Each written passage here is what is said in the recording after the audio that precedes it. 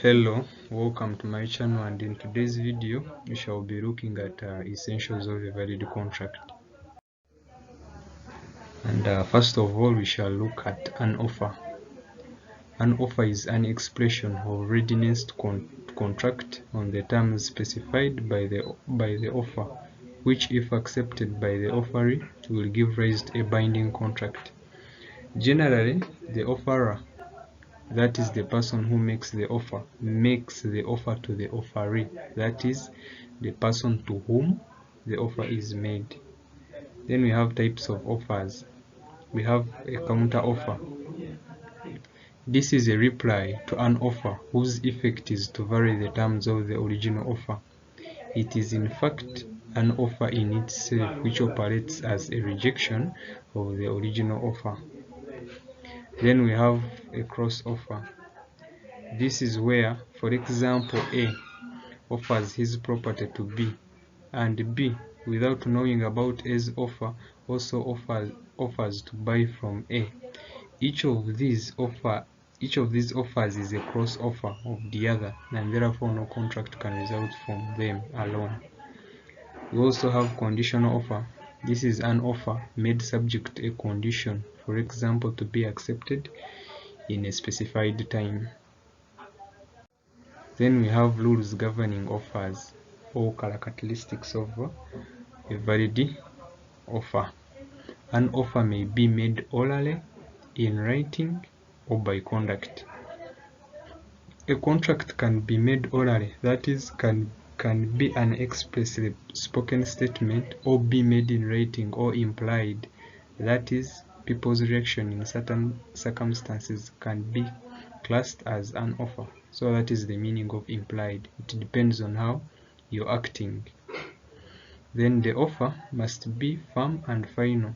The offerer must not merely be initiating negotiation from which an agreement may or may not result.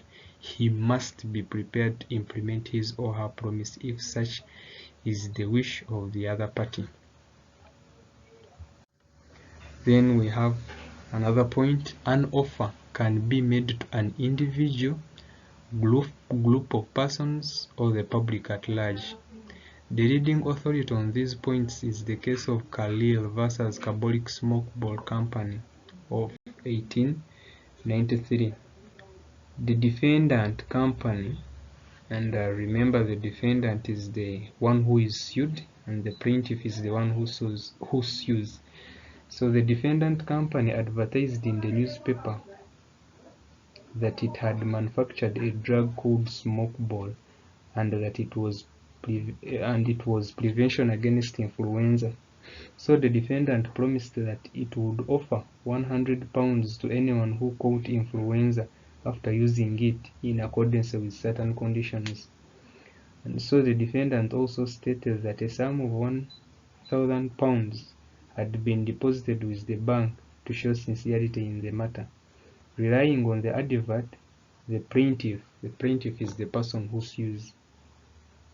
So the plaintiff bought the drug and used it as directed, but he got influenza. Actually, she got influenza. She claimed for the £100, but the company refused to pay her. She brought an action for breach of contract against the company. The defendant company urged that it was not possible to make an offer to the whole world or to the public at large, that the advertisement was just a mere puff and there was no intention to create legal relations.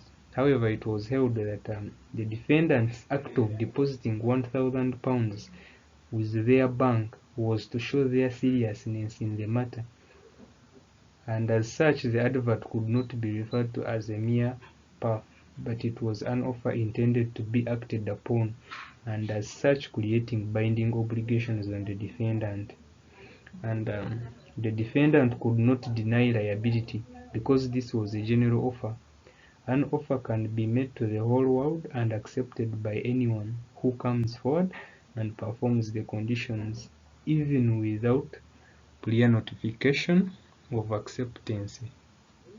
So that means it will be implied. If I act, I've not told you that I've accepted the offer, but I act accordingly, it is also binding. Then continuation, the offer must be lawful. A person cannot offer to perform something illegal, e.g. murder someone. Then an offer may be made subject to any terms and conditions. Where a condition attached to an offer is not fulfilled, the offer fails and no contract can result from it. Thank you for watching. That's all I had.